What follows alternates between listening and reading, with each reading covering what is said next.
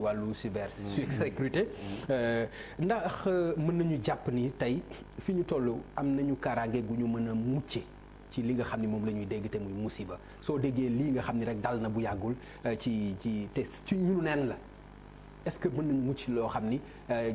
doxandéem mën na ci rax mën nañ ci mucc pour yow. waaw xam nga d'abord li ce qu'il faut d'abord préciser mooy y a pas de sécurité à 100%. dëkk moo nga xamante ni sécurité bi c'est assuré à 100%. loolu c'est clair. toujours rek mën na am ay failles am attaque wala nit ku ñu rey wala criminalité bi quoi de manière générale mais boo xoolee décision yi nga xamante ni Sénégal jël na ko en 2013 président Macky dafa créer li ñuy wax la délégation nationale du renseignement muy bi mu ko créé moom la amiral Farba Sarr yor mu créé la direction générale de la sécurité extérieure ak la direction générale de la sécurité intérieure mu réformer le système de renseignement ndax système de renseignement bi mooy permettre mooy li nga wax léegi ni l'information stratégique mooy permettre autorité bi mën di jël des décisions à l'avance pour mën di anticiper sur ay faits mais li nga xamante ni moo ëpp solo te am solo te ñu war ci mettre l'accent mooy la démocratisation du renseignement maanaam renseignement bi du rek ku ne mën na ko def. ku ne mën na ko voilà ku ne mën na ko def c'est-à-dire que bu fekkee nangu nañu ni quartier bi ci biir kañ dëkk bi quartier bu ndaw bi nga xam ne am na nit ku jógee beneen dëkk ñëw fi te xamuñu ko tekket mën na nekk nit ko am te ni mën na fi def ay njombe benn jànq sax bu doon di jëndali patron dara war na mën a gis ni informer patron dem informer police mais loolu tam pour moi il faut que les rapports entre la police et les citoyens nekk des fois da nga dem police nañ lay accueillir du neex des fois les citoyens ont même peur de la police parce que police tamit benn jour naa ko benn kilifa ci police bi ma leen police dañu war a créer bureau d'accueil et d'orientation situation buy ñëw ci commissariat de police citoyen buy ñëw commissariat de police mu am ku ko accueillir ak reetaan ak xol bu neex ubbil ko pour que mu mën a ñimee policier bi mais bu fekkee policier bi citoyen yi ñimewuñu ko wala mu am benn situation de conflit entre le policier la police et les citoyens. mais est-ce que amul beneen canal bu dul face à face bi citoyen bi ak policier bi par exemple téléphone wala beneen moyen est-ce que amul beneen moyen. xam nga Pape am na benn des fois les policiers dañu am sax problème moyen kii parce que loolu tam boo koy def des fois gars yi dañu koy fowee. da ngay créer benn téléphone sax numéro vert nit ñi di ko fowee mais le problème bi mooy il faut que nit ñi il faut sensibiliser les populations parce que tamit Pape dafa am léegi guerre amatul nit ñi bu njëkk dañu doon guerre entre états ñu déclarer dem di léegi loolu amatul dafa am beneen nouvelle forme de menace bu amee nag dañ koy xeexee tamit da ngay teg ay stratégie yu bees te stratégie yu bees yooyu mënuñu koo def fekk impliqué ñu le citoyen mettre ko au centre du renseignement pour que moom mu mën nekk benn élément boo xamante ni supplétif des services de renseignement et de ce côté-là le Sénégal vraiment def na ci ay jéego jumtukaay formation yi am na mais tey jii boo dëkkee dëkk bu mel ni France mu am li am France moo tax moi j'ai pas été d'accord mu woon tey jii ak américains li ñu defoon def benn rapport di wax ne système de sécurité Sénégal dafa am ay failles c'était en 2000 am ba léegi nii force de sécurité ak les services de renseignement réussir nañu. mais menaces yi bokkul nag aussi menaces yi bokkul. menaces yi aussi. non le terrorisme. par exemple le terrorisme le 11 septembre. waaw mais menaces yi bokkul aussi. le 11 septembre li am États-Unis li am Bataclan ak Stade de France en 2015. mais ñun amagul Sénégal. mais menaces yi bokkul yooyu itam. non mais mën nañu nekk ñu doon cible. voilà non dama wax menaces terroristes yi. loolu laa lay wax ni aussi. par exemple menaces yi pesé wu ci États-Unis pesé wu ci France mais xaajaat bi. pire dama lay wax pire. y a le terroriste Omar Diaby le terroriste niçois là kii xam te ni moo recruté pratiquement beaucoup de Français yóbbu leen au niveau de l'État islamique au niveau de la Syrie mais ñëw na Sénégal dëkk Ngor fii ànd fekk jabaram mais il est recherché par les services de renseignement français mu rëcc bi ñu ko nar a jàpp la rëcc fii daw dugg Mauritanie mais on est menacé par le terrorisme mais xam nga ko vacances moo ko fi indi woon mais par exemple non ñëw fi ak jabar non xam nga kooku man point bu ma en contact avec des agents des personnes qui ont été jugées dans l'affaire Imam Ndao. ok man point bi am importance. moo di état dafa war a organiser adhésion citoyenne à la sécurité publique ci sama gis-gis. war nañu mun a tàggat nit ñi. ba nga xam ni soo gisee dara nga mun ko wax sa imam sa chef de quartier sa responsable dispensaire information bi yëg. pour man citoyen bu nekk tey dafa war a considérer que sécurité Sénégal parce que bombe kenn xamul fu muy tàkkee. mën nga dem ci benn magasin supermarché wala sa njaboot nekk fa bombe tàkk fa. kon am bu kenn ne je ne suis pas concerné. ñun ñëpp on est concerné comme réew mu ndaw lañu 15 millions d'habitants la ñu demuñ fenn ay réew yoo xam ni daanaka la fa àgg la sore na jéggi na dayoo suñu bëggee aar suñu réew aar suñu njaboot. il faut que ñu changer ay paradigme changer naka la ñuy aborder question de sécurité yooyu bañ ko def rek mbirum police mbirum élite boo xam ni bii moom moo war a saytu mbir yi yenn saa yi nga dugg ci quartier yi nga xool nit muy dox mu wóor la ni kii lan la fi wut première question boobu moo ñëw ci sa xel mais question boobu soo ko posé yow doo police doo gendarmerie na nga am question boobu koo ko laaj mun ko laaj ñu xool ko su fekkente ne daf nit ku normal la koo xam ni ki amul benn intention. mais ay risque boole aussi am na de.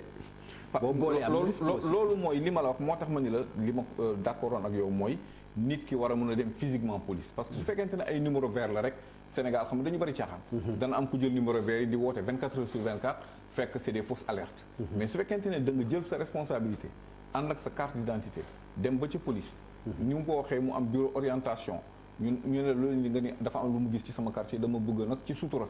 ma wax leen lan la ñu recevoir la xam nga foofu yow déjà yaa ngi ci files yi bu boobaa su fekkee ëllëg mbirum caaxaan la ñu xam ne mbirum caaxaan la su fekkente ne dëgg la bés bu ñuy décorer citoyens yi am mérite ci dëkk bi ñu tappal la médaille. d'accord Moutbane man dafa am benn banditisme élémentaire boo xam ni mooy nii ci veyu tabaski gi yaa ngi gis agression yi c'est-à-dire ay boy yu ndaw ñoo koy fooy ak seen jaas yi téye la gaañ la récupérer sa yëf dem seen yoon loolu nga xam ni si mën nañ jàpp ni loolu c'est élémentaire tey amuñu ci saafara est-ce que loolu itam mënul jur ëllëg lu gën a graaw pour yow. mais Pape li nga wax c'est tellement vrai que tey ji loolu li ko mën a régler rek mooy des patrouilles permanentes dans les quartiers. te loolu patrouille pour ñu mën ko am il faut ñu am personnel bu doy. am ay oto am carburant bu doy bu oto yi baaxul amul carburant mais y a des problèmes il faut que Sénégal ñu Dakar surtout ou dans les grandes villes ñuy toog chaque 15 minutes auto police romb chaque 15 minutes auto police romb ci quartier ñu xam ne au moins loolu présence dissuasive la et vraiment dina tax nit ñi xam ne tey boo dawee jaar boo daggee agressé fii daw jaar ni am nga malchance tase ak policiers yi bu fekkee da ngay toog ci quartier da ngay toog 6 mois doo gis policier bu fekkee yow génnloo quartier bi loolu nag day renforcer insécurité loolu day indi insécurité il faut que ñu renforcer renforcer police bi jox leen moyen pour que ñuy augmenter def ay patrouilles très souvent. D'accord. Et dafa am loo nga xam te ni policier dañ ko dama waxtaan ak benn policier mu ne ma gis nga ñu ci bëri bu kii di jot bu ñuy woor am na ay nit ñuy jox ñuy distribuer ay café du ñëpp parce que au départ am na ñu ko doon def jékki-jékki mu dem ba finalement ñëpp quartier yi ku nekk jóg di joxe mais du ñëpp mais am ñoo xam te ni seen café yooyu c'est pour identifier des gens fii ñu toog ci quartier dañuy dem ba ay une semaine de la Korité ñu commencé nag transformer ko nag nekk ay agresseurs le gars mu ne ma mais ñu bëri ba ñëwee police benn police mu ne ma fii ñi ngay gis ñi ñëpp ñu arrêté leen ay nit ñu doon maye café la ci quartier yi mais c'était juste un prétexte pour identifier les gens pour bu Korité bi jotee ñu def agresseur en général également ñiy agressé ñu ci bëri ñi ñu dëkkal xam nañu ay agresseur lañ mais kenn du boole parce que da ngay nekk sa dëkkandoo nga xam ni kii agresseur la boo ko boolee sa dëkkandoo mere la mais ëllëg dina jëm ci yow wala mu dem ci keneen koo xamante ni mais kooku tam citoyen la comme yow donc il faut que nit ñi également ñu jàppalante ci côté boobu monsieur le ministre ci banditisme bu ndaw boobu foofu banditisme bu ndaw boobu nag dafa am solution conjoncturelle effectivement mooy répression mais nag dafa am problème structurel il faut que ñu organiser suñu économie ba xale yi am xëy parce que mais loolu nga yàq raison la aussi mais attends yow amoo xëy amuma xëy ñu daje nga bëgg a jël li nga xam ni man fortaat naa am nañu toll foofu am nañu toll foofu Papa Ngagne gis nga gis xale boo xam ne bi bàyyi na jàng daanaka primaire nekk ci kër gi di màgg mënalul boppam dara papaam mu ngeeg ñeenti épouse y a 40 personnes dans la maison ndekki kenn du xalaat sax léegi kenn xalaatatul teg les 3 repas waxuma la même un repas kenn xalaatatu ko teg su yeewoo amul fu mu ko wutee waxuma la ne excuse la de dama la ne c'est des circonstances qui peuvent expliquer que nit ki am désespoir boo xam ne bii su amul xam-xam amul éducation amul orientation c'est le fauve parce que nit ku nekk da nga am dimension aminale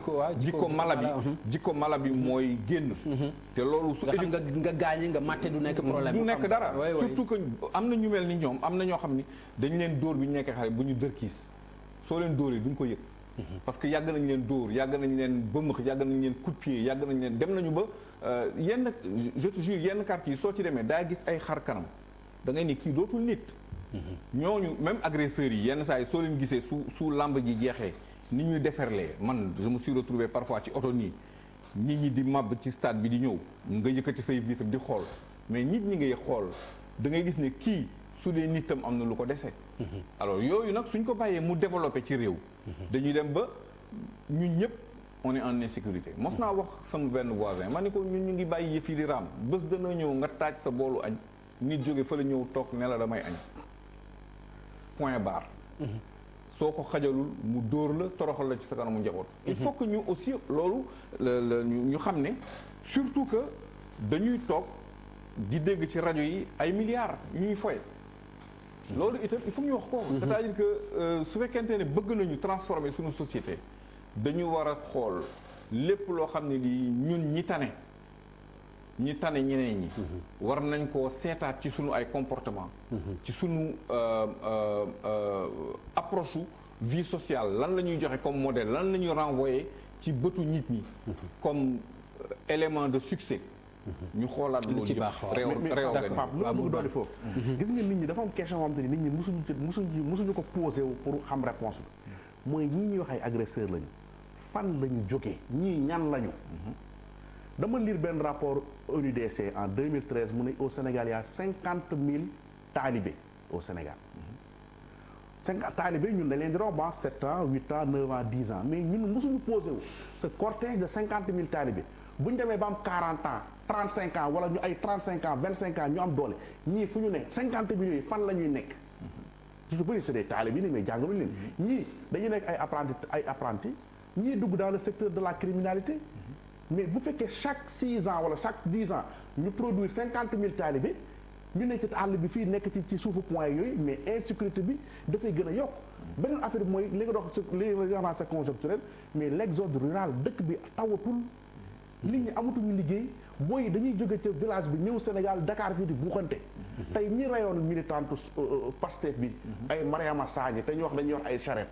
mais ñooñu dañu yor charrette di liggéey bi ñu demee ba xam ne fii mën nañ fi am dara charrette mooy seen liggéey ay dawal ko charrette mais ils sont transformés rapidement en agresseurs dara am fa ñu ray ko mais Nord Foire fii ay 11 heures mais dawal ko charrette yi nekk foofu yëpp mais bu borom kër yi liggéey 11 heures la ñuy dugg ci biir kër yi sàcc mais pourtant dawal ko ay charrette lañu ñu ngi dëkk ci àll ba di wax ni problème économique la. mën nañ dëkk ci àll ba comme mën nañ dëkk ci dëkk bi aussi. non mais est-ce que am na ay Dakar yu am ay charrette. non mais non ay boy Sicap ay boy. moyen de tojale rek. moyen la pour sàcc moyen la pour agresser. donc voilà problème bi mooy l'exode rural les jeunes ñiy jóge àll bi di ñëw ci dëkk bi di buxante ak taalibe yi nga xam te ni nit ñi dañu leen di xool fële mais pam nga ñun taalibe yi nga xam te ni ñoo toll ni ñun actuellement anañu nga xam ne ñu nekkoon ci mbedd mi ñun bi ñu nekk ak ñoom ak xale léegi ñu am ay 40 ans 35 ans mais ñooñu añuñu mais ñu ngi ci loolu moom c'est une excellente question loolu question bu am solo la te itam lu analyse bu pertinente la mu baan mais xam naa ni dinañ